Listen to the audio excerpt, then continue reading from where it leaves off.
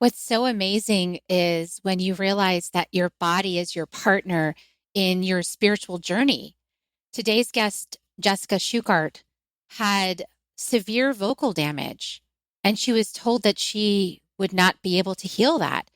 But yet, when she turned to her spiritual journey and the energy alchemy that she brought to this trauma, she discovered so much about herself that is now part of her work in helping women on their path to healing and wholeness. Join us for a powerful discussion about working with your body. Soul Nectar Show, the Soul Nectar Show. You're invited, delighted to discover who you are. Anything is possible if you believe. So join us on this beautiful journey. Soul Nectar Show, Soul Nectar Show. Before we start this episode, I, Carrie Hummingbird, and I, Akeem Sami, want you to know that you are invited. You're invited to join Soul Nectar Tribe. If you like what you hear on Soul Nectar Show, you will love being in person with us in Soul Nectar Tribe. We invite you to check it out.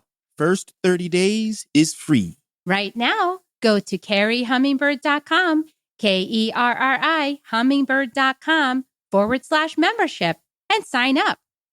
We'll see you at our next tribe gathering. And now, on to the show.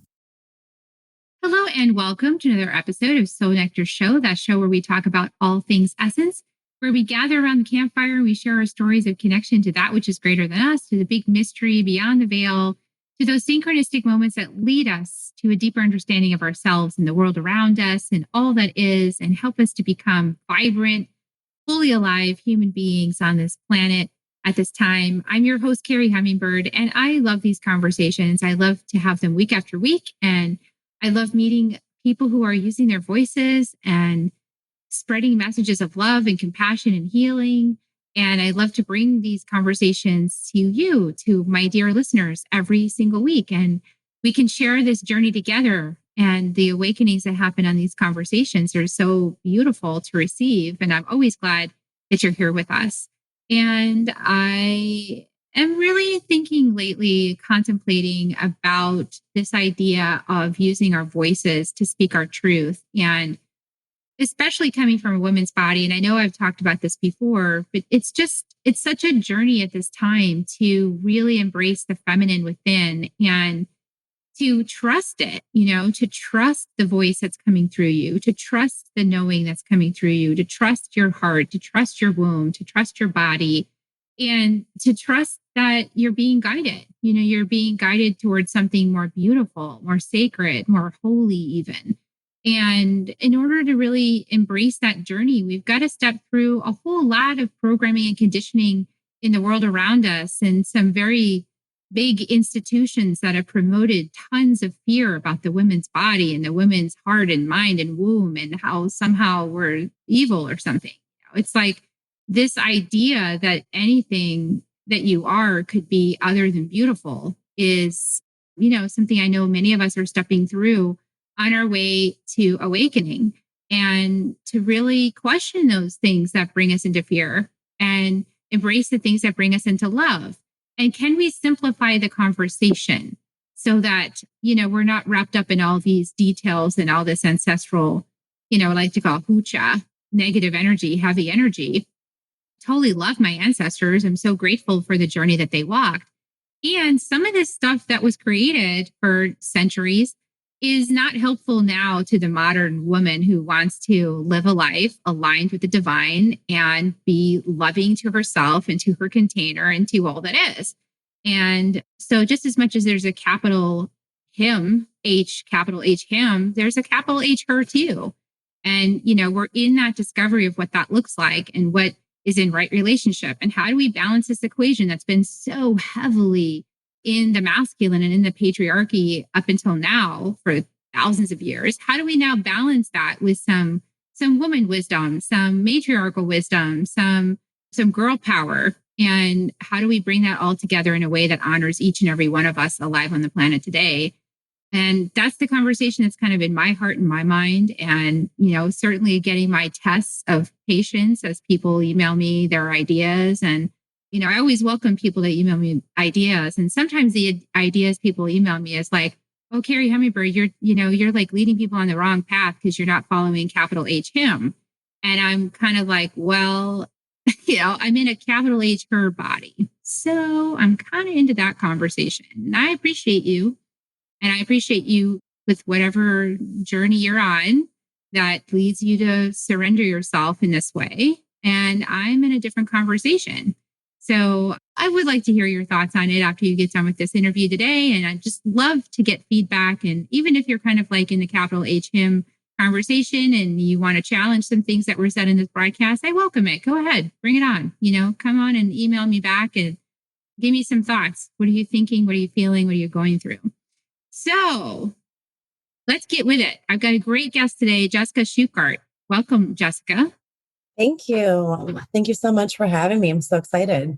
I'm excited that you're here. So Jessica is an energetic alchemist and spiritual mentor, and she helps women to heal energetically through their emotional, physical, mental, and spiritual bodies so they can live a life full of vitality, wholeness, and wellness, and helping women to come home to their authentic truth, self, and sovereignty so they can show up as a leader and the visionary they are called to be. And she's been on this awakening journey since 2015. And I think we're going to hear some of the profound moments of that journey and some of the things that Jessica had to go through. So Jessica, I'm so excited to have you with us. I really felt like you'd be aligned with this conversation. And I was just kind of channeling some insights from my own journey. But tell us more about yours. Like, how did you start to wake up to become an energetic alchemist and spiritual mentor? What was your journey? What did your journey look like? What's a key moment you want to bring us into in your life? I love this. So my journey definitely has not been linear, and I'm sure that there's a lot of women that can relate to this. My process and my journey has always been this knowing that I was really called to kind of make an impact, to really lead and to figure out what that looked like for me. And in this journey, it was really this whole unbecoming of who my authentic self was. And, I was brought up in a very religious home. So my upbringing was very much putting God first, putting your faith first. And that really was like the brim of my evolution, of me kind of wanting to like discover who I was and my place in this world. We all want this we have this longing to create purpose and to live purposely. And I know for me, that was just something that was so true in my heart for so long. And I wanted to know what that was. And as I kind of went down my journey, things shifted so much for me. I didn't really align with the Christianity views. I knew I had faith in God. I had faith in this higher being, but just a lot of the belief systems that were really taught in my upbringing were not aligning with how I felt in my body and in my spirit. And it was just hard. There was a lot of times where I questioned myself and doubted myself and didn't understand what my role was and how to show up as this leader, this feminine leader. And because of what you said, the patriarchy and all these different stories that have been really placed within generational lineages, I carried a lot of that with me. And I had to break free from that. And it was really hard for me because of that trauma, because of that upbringing that I was brought up in.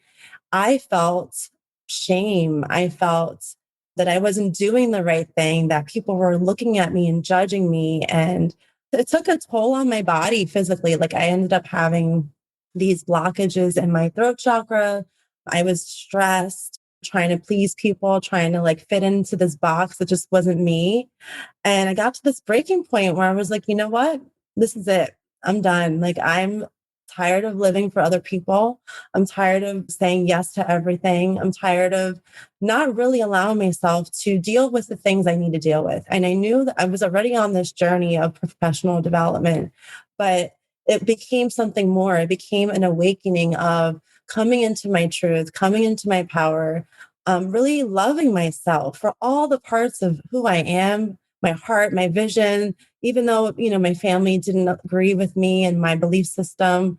And as I started taking these steps, I started to heal my throat chakra, to understand that I could be quiet and still be powerful. I could still use my voice to make an impact. And I started getting, into energy work and started to really get to this space. So this is kind of where I am today, in the space where I really did the unlayering and allow myself to be myself. And it's been an amazing space that I'm actually in right now. And I just feel really grateful to this for trusting myself. Yeah, for trusting yourself. Gosh, that is such a gift, right? It's like through a lot of the conditioning that my mother was raised in a Southern Baptist church. And so she was raised with the conditioning like, don't trust yourself, only trust in God, this absent father that's like somewhere out there presiding.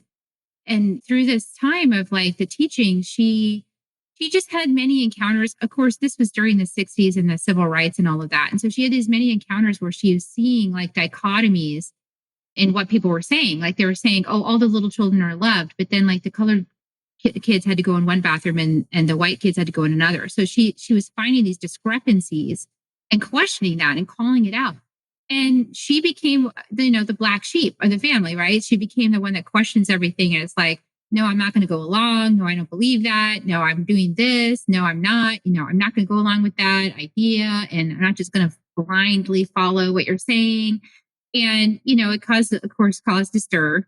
And I would say she raised me to be the same way. So it's hard to be a black sheep. I'm assuming that you're kind of in the black sheep category, right? Because you went your own way. Tell us about that experience. Oh my gosh, 100%. That was like my life story. I'm always like going against the grain. Yeah, and it's hard sometimes because, well, actually, I've changed that narrative. It used to be hard. Now it's come to a place of acceptance of who I am. And the narrative before was that I always felt bad, or I felt like I was taking away from something, or that I was letting them down, my parents, letting down my husband, or, just different everyone, and it came to a point where I was like, just, you're not living for these people. You are living for you. You are not here to make other people happy. You're here to make an impact. You're here to live life in a way that feels authentic to you versus like always trying to fit in this mold, right? So, like you said, I was the one coloring outside of the lines. I was the one that was like, you're telling me that I can't dance because it's sexual and this is like not a holy thing to do. And the opposite is so true. My body is holy. My dance is sensual. Yes. And that connects me to the divine. So I had this like narrative that so many things that were told to me. And I was like, you know what? And in this process, there were times where, yes, I felt shame and I felt like very much alone and very much misunderstood. And there's still times when this comes up, and it's just a deeper layer of healing, a deeper layer of loving myself and holding myself and my power and in fear of like that judgment. So yeah, so it's been a constant space of just loving myself, being kind to myself, understanding myself, and then just being my authentic self. So every day I'm tested in this space to call back my energy, my power, even when other people don't understand. And when I feel like I'm misunderstood, but it's really just another layer, like I said, of me coming back to my sovereignty. It's so interesting trying to decondition something that's programmed into your body because we inherit our ancestors' belief systems in our DNA. And so that's in our bodies. And we're simultaneously have our spirits, which know something truer about ourselves. And the spirit's always calling us forth to lean in and to do the thing that's more true. And the body is like, oh no, you can't do that. So it kicks up fear and all of this because you're going to be like abandoned, rejected, ostracized, black sheep and cast out. And so you can't because it's your survival. And so the body is always calling us back to like, oh no, don't follow your spirit. But then as you lean into that, you get more freedom because it's like the upside down world turns right side up. And once it turns right side up, you never go back to upside down. It's like, why would you subject yourself to torture? It's like, no, that's just not true. I see that other people are still under that illusion. And that's their choice to be in that illusion. It's really not my journey anymore. Right. So during that process, because I've gone through some of this, during that process of following your own drummer, so to speak, definitely people in your family get confused, right? Or close friends or people like that want you to fit into a certain mold. How did you get comfortable with just letting the chips fall where they may? If people decided, oh, I can't accept you anymore, because in some religions, they'll like flat out disown you if you don't toe the party line. So how did you come through that phase? Yeah. So boundaries was a big thing for me. I spent too much time and energy trying to explain myself and tell people why I feel or what I believe. And in turn, them not even being receptive to having the conversation with me.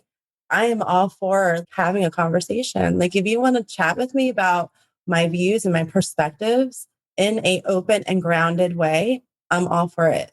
But when it comes to it's only one way, one side, I can't be in that space.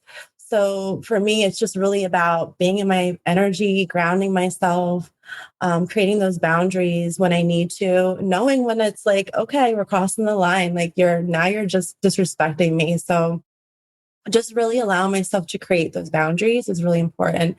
And it's not in a mean way. I always come with love. My intention is always to hear other people and respect other people. And just as I respect you, I want you to respect me. So I feel there should be that reciprocal relationship, especially when it comes to family. It's like hard with family. You don't want to be separate from them. And I do believe that they will respect you more when they start to see that you are not going to cross that line anymore. You're not going to let them run over you. And I'm just saying it from this is my experience. And I know that everyone's is different, but also just sending love for them and holding space for them. Because I think that when we are ignorant towards a lot of things, we don't understand different perspectives. When we're not open to that, how can we have these conversations? So it's about educating yourself. It's about knowing like these different points of views and then being able to say, okay, I get it. I get where you're coming from, right? I see you, but I don't respect, that's not my belief system, right? So it's really having that grounded conversation, I think is really important. And that's kind of really helped me in that transition. Yeah, I would say that's probably one of the most things that's really sticks out with that question. Yeah. And I think that takes a lot of self-confidence, right? Which is built over time.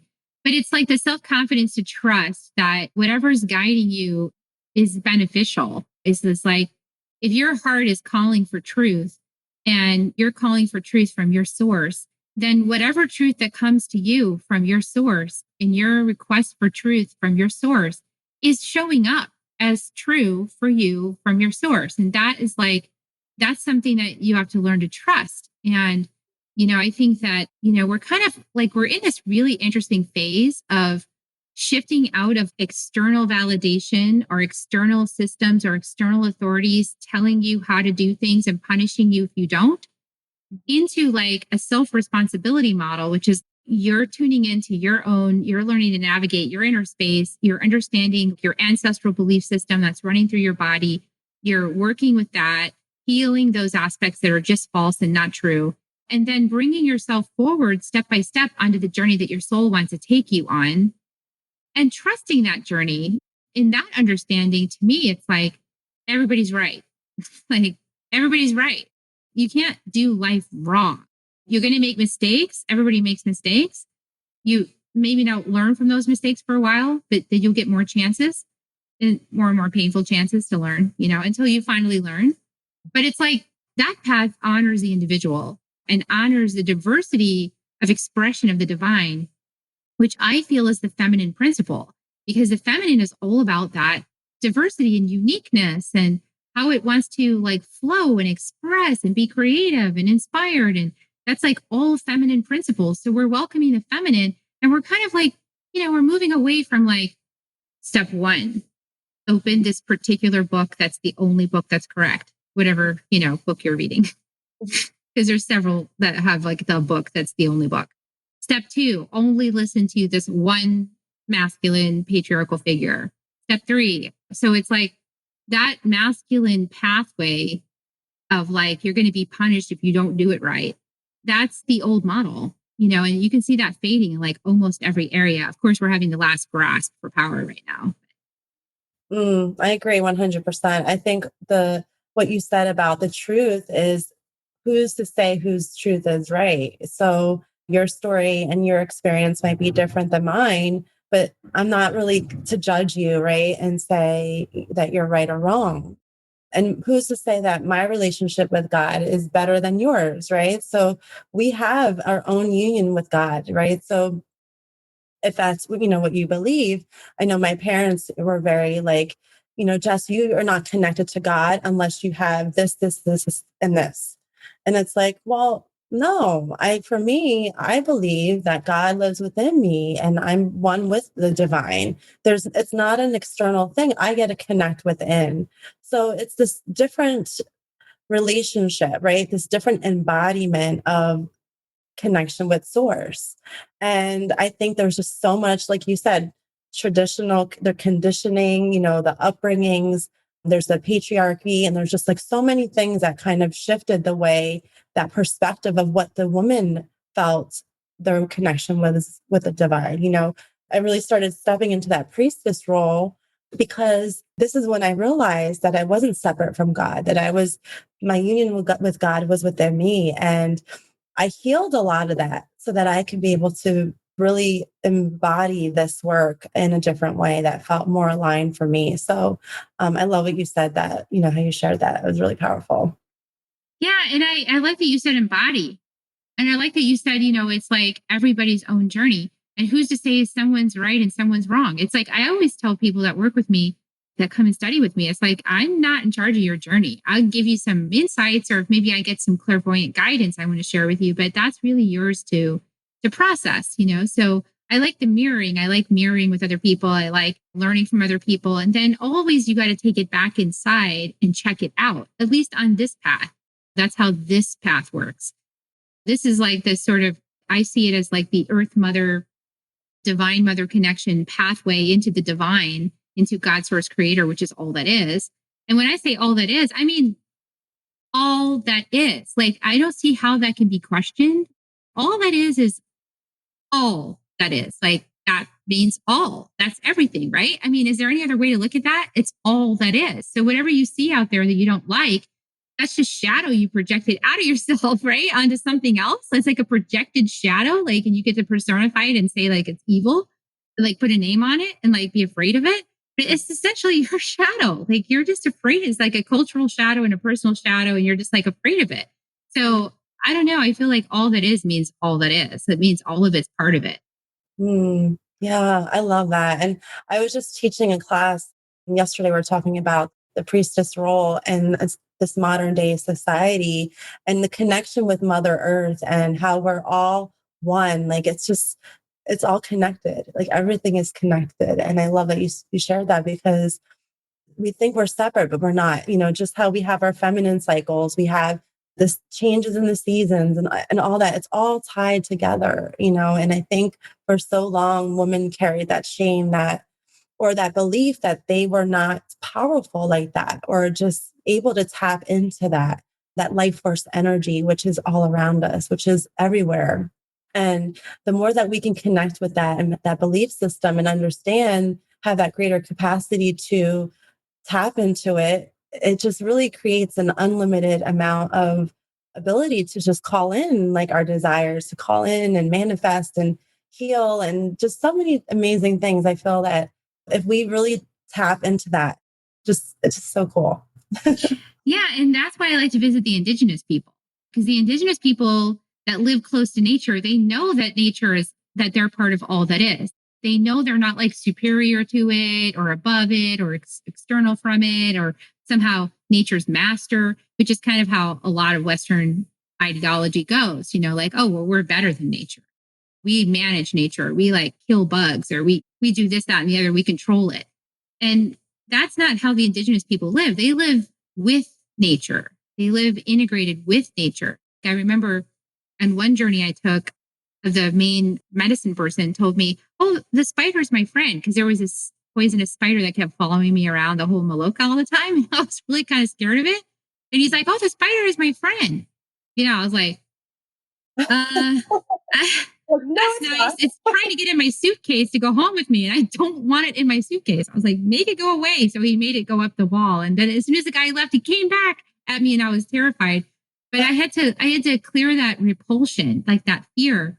And this trip I just came back from, I was in the jungle again, and I went outside during the ceremony. We had a nighttime evening plant medicine ceremony, and I went outside during it because I had to go to urinate. And as I went out there, I was going towards what I thought was a safe spot, and I froze because in the shadows, I swear I saw a jaguar. And then this man, one of the ceremonialists, he came walking towards me, and he said, "Jaguar, go inside." And I was like, oh! So I had this total fright, like, oh my gosh, it's Jaguar. And I went inside, and I was so scared. And I had this fear running through my body. And luckily the medicine was working on me. So it was clearing all that susto, they call susto trauma, trauma in motion. And then I was curious. And so I was looking at the screen, trying to see if I could see it. And the guy came, and he's like, "Oh, I'm so sorry I scared you. There's a misunderstanding of something." I think the guy might have shapeshifted. The veil is very thin. But there actually was a jaguar on the property. And so I asked the man to wait while I went to the bathroom, and I came back, and I heard the jaguar by the Maloka. I heard it make its call, and I was like, "Oh, it really is one. Oh my God." I was like, and I went inside, and I realized I've been calling on jaguar, for years, ever since I started this shamanic path. And I was like, calling on the jaguar, like, come and support me, protect me, help me see in the dark, help me understand, help me like process this trauma, whatever's going on. And I said to the jaguar in my mind, I said, "I'm so sorry, I was afraid of you." And the jaguar answered psychically to me, says, "You don't have to be afraid of me. I'm here to protect you. I was called in to protect you. And when God calls, I answer." And all of a sudden I saw what a warrior spirit he was. Like, he's there to protect all of us who are connecting with the divine, who are connecting with God, source creator, who are connecting with Mother Earth, who are trying to heal and ascend our vibrations and understand things at a more beautiful level. And here's this beautiful servant animal jaguar called by the medicine people, there to protect us from things that might, scare us or cause harm. And then here I was being afraid of him. And it was kind of silly, because if he wanted to take us out, he would have done it with no sound. Like, you wouldn't even know he was there. I love that. And we always have these beautiful connections that we can kind of remember, like, our power with too. I feel yesterday I was doing a reading with a client, and the cheetah come through and the lion come through. And she was really moving through the space of moving with courage. And I said, just as this cheetah moves, take action, go after your desires, don't hesitate, and it's just a beautiful remembrance of how we're connected with the priestesses as well, or the goddesses. Their stories are our stories, and we have that union with them.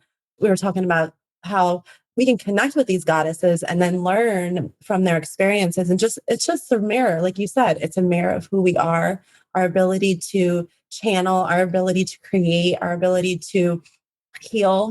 Again, it's that oneness. It's that beautiful connection that we have. Yeah. And when we embrace the oneness is actually the inner power. So that's so funny, because when you said that about your client and embracing the cheetah and that's kind of like the second part of the story, because I said to the jaguar, I said, "Well, it's just that you've got so much power. It's kind of intimidating." And he said to me, "So do you." And all of a sudden I realized that initial shadow I saw was actually my power. It was my jaguar. It was my inner puma. It was my shadow. It was there saying, "Hi, you're not owning me. You've got to own me. You want to teach this path. You've got to own your shadow. You've got to own me fully as like your raw power, because raw power is what? It's the shadow. It's the void. It's the connection to all that is. It's the thing that binds us together. It's the thing that that ephemeral space, that psychic energy that connects everything in all of life. And it's in me too. And so if I try to deny that power is in me, well, then I'm kind of denying God. Right. So it's like powerful, the realization. And, it's not about becoming gods ourselves. At least for me, I don't know your understanding of it. It's more like just melding into the force of God, source, creator that we are all part of. It's the blending. It's like the melding into that force and then allowing it to flow through unrestricted. That is like my personal goal, because then I can be one with the jaguar and I'm not afraid of it. Yeah, I love that. I think it depends on like your perspective. I think everyone's perspective is different for sure, but it gives you that permission to really play with these different energies. It gives you that permission to kind of just say, I can be wild and playful and I can also be very meek and shy and quiet, but still powerful, right? So it's like we get that permission to kind of play with both. It's funny how the universe works because I feel like it's what we need during that time and that season and in that moment, right? So it's like that message that my client got yesterday wouldn't have probably been something she would have needed the other day, like a week ago.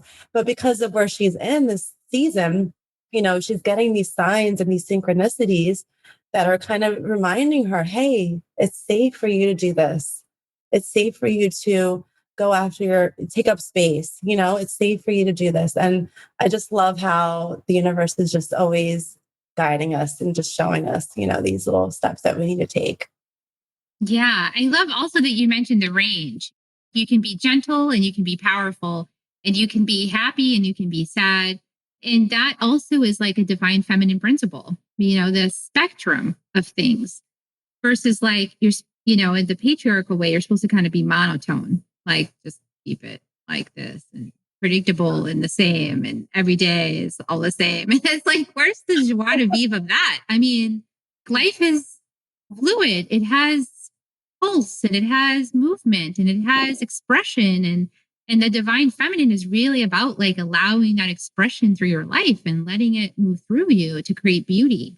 Yes. And then there's all that deconditioning that comes with it in the midst of it. Cause we always feel like, is it safe for me to do that? Is it safe for me to be loud and be, express my emotions and all that? So it's like, yes, we get to do this. We get to have that feminine storm. We get to have those moments where we are angry and filled with rage and all those things. Like it's so okay. Like we get to have those ups and downs, right? Of it, all of it. Yeah, that's a huge deconditioning to allow yourself to feel anger. I put out a survey recently for an event coming up, and somebody actually put, I don't feel anger or I don't get angry. I was like, oh, that's not true. The anger is there. It's just repressed, right? So for many of us, we got the message. It wasn't okay to be angry. Yep. It may be okay to cry as a woman, but it wasn't okay to be angry. And so allowing yourself to be angry, talk about that. Like, what does that unlock for a person or especially a woman as you allow yourself to feel anger? I love to use a lot of embodiment movement for that. I'm huge on, I'm always dancing. So, doing like the stomping and just like in the shower some days where I'm like, I just need to go, just like let it out, that frustration, because you feel it in your body. You feel like this tension that's built up and we just suppress it. We put it down and we just don't let it flow.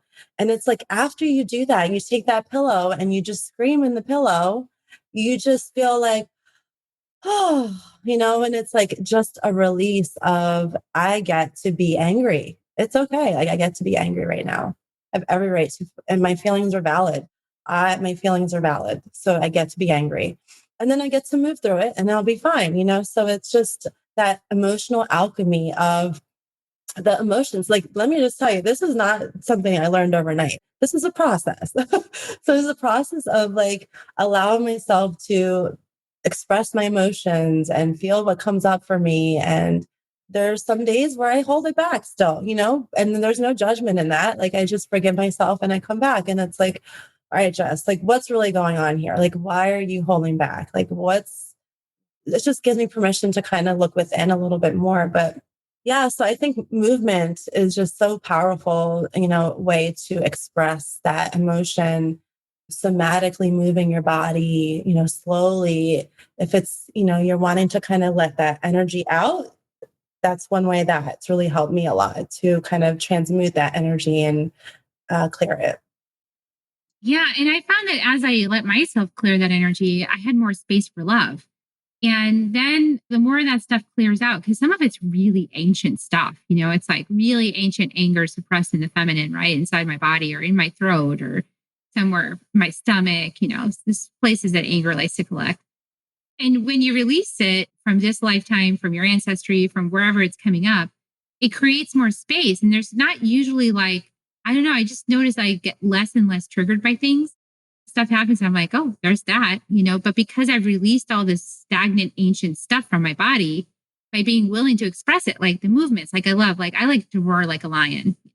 So I have to be someplace I can do that. I love it. Yes. No, My neighbors start to get concerned. it's a total yoga thing. Yeah. Like the full tongue out and like roaring like a lion. Yeah. It's like, I like lions for that. They make big noise, but it actually is just like you said, it's an energy purge. It actually is a release. It's just like, it's amazing how that works. And you feel so much emptier and lighter after releasing that. Not on somebody, of course. I don't release it on anybody or towards anybody. I don't psychic project it anywhere. I just kind of release the energy to earth to process. Well, that's important. That's a really good point that you said. It's doing it in a safe and grounded space. Always wanting to feel safety first, I think is really important to be able to have that container where you feel you're able to express that, because this is something that I work with my clients with, because, we have all the trauma, we have all these experiences, and we think, is it safe for me and my body to feel this? Doing that inner child work and allowing yourself to feel the emotions like that little child is scary sometimes, and you just feel like, is it safe for me to do that? So really grounding that energy and healing that root chakra is really important, as far as being able to express it and to let go and know that it's safe for me to feel this way and I'm okay, like I got me, right? Or connecting in the divine, or creating whatever kind of safety that you need to be able to connect and express yourself. Yeah, I think the expression is the major thing coming up for me lately. When I think about women and unblocking that throat chakra, being brave and courageous enough to speak the things that are on your heart, and being willing to make mistakes and be messy and be willing to, trample a few boundaries on the way of expressing yourself. It's like, whoops, sorry. We only learn by doing. And so we have to start somewhere, and right where you're at right now is a perfect place, and just expressing, right? And then you can always clean it up later and go, well, okay, I said that thing. I'm learning from that now.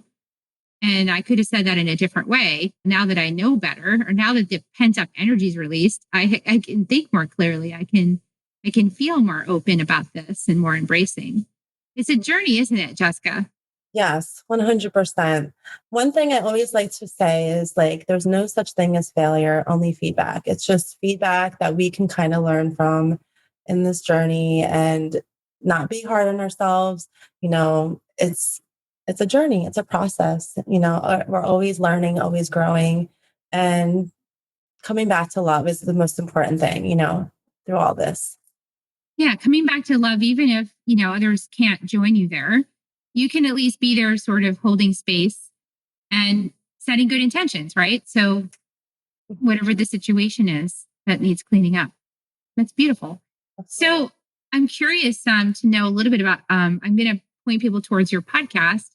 How do people get started with you? Like, what kind of work do you do with people, and how do people get started? So I am a energy alchemist, Reiki Master, and NLP practitioner. So I love to infuse the energetics, but also the mindset together. Doing a lot of embodiment work, feminine embodiment work, tapping into your feminine, more pleasure, more play. My clients, basically, we do a lot of work around energy, around clearing your chakras, working on clearing the energetic body first, and then also starting to open up our heart space so that we can start tapping into that role of a feminine leader, getting clear on our desires, getting, knowing the steps to take. Because I found that a lot of my clients, they have ambitions and desires, but just don't know what to do, like the steps to get there. So I like to combine like the practical with the spiritual. So it kind of gives them that guidance there. My podcast is really for feminine leaders or women that are wanting to lead with purpose, impact, and you don't have to have this crazy business or anything, but just wanting to make an impact in your life. And that's pretty much what I do with my clients. That's beautiful. Well, it's been a pleasure having you on the show. Is there any last thing you want to just impart to people before we wrap up? I just want to say, be kind to yourself in this process. Like if you're on this healing journey, every day it's just tapping into gratitude, appreciating the little moments that you're experiencing, and really honoring yourself, celebrating yourself every day. Today I did this, and it could be so small. I stepped out of my comfort zone and I met a new friend or, something like that. I think it's really important to celebrate your process, celebrate yourself. And I always find that to be really healing. So honor yourself. That's what I wanted to share. Oh, honor yourself. I love that message. Yes.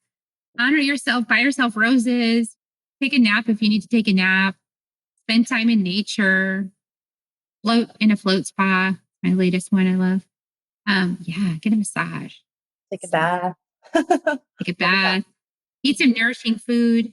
Yeah. And then you can put blessings in your water too and drink it, which is so much fun. Beautiful. Thank you. Thank you so much for having me. This has been amazing.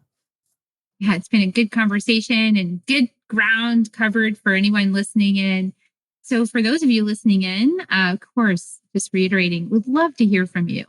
Definitely, what did this stir up in you? Did it trigger you in any way? Did it open you? Did you have a realization? Did something really provoke your perception and go, oh, I can look at this a whole nother way? I always love to hear about those things. So please reach out, please reply. If you got the email, if you're on my email list, or, send us a little comment on YouTube or wherever you heard the interview. In the meantime, we're going to ask you to share it out. Please share it out to anyone that you think might be interested in this conversation. Please like, subscribe, all those good things. That helps the YouTube and all those other iTunes engines and all that know that you care about this content and you want to see some more of it. And it helps other people find it too. We appreciate your help with that. And in the meantime, we're going to give you kisses. You ready to give kisses? Oh, yes. I always end the show with kisses for everybody. So here come the kisses, everybody. We love you. We'll see you next time on Soul Nectar Show. Mwah. Many blessings to you for your week. We'll see you next time. Have a great week. Bye for now. If you found even one gold nugget in this episode of Soul Nectar Show, will you do us a favor?